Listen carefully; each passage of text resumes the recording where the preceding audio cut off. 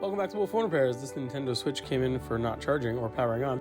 It had a damaged port, so we get the board out and replace it. Right now, just adding low melt solder to all the legs and the solder joints to make removal easier.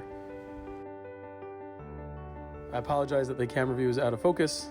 Either way, I like to get the heat gun from underneath, more or less, and get the port removed, as it's safer for the components on top. That's a damaged port. With the port removed, we can now go ahead and clean up all the holes for the legs and the pads for all the connections. Now I'm just going to tin the pads to get a prep for the new port. Also, a very important step is to prep the pins on the actual port itself. Get little spikes so it helps to connect once the solder melts. As you can see, there's a lot of pins there, and many of them are underneath the actual port itself, where you can't see where you're soldering. So this is definitely a repair I recommend taking to a professional. Don't attempt this yourself. With that done, we're going to prep and clean the port. Again, I heat from underneath and press on top of the port and get that port soldered in. Unfortunately, afterwards, it still wasn't charging properly. There was another issue.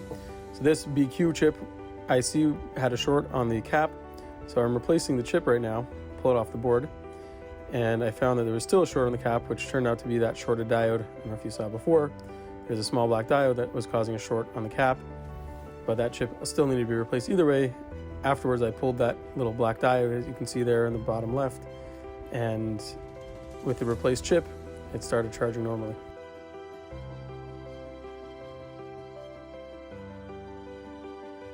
You'll see me test the pads here on where that cap was, and it's still short, after which I pulled the diode and it started charging normally because that was causing the short.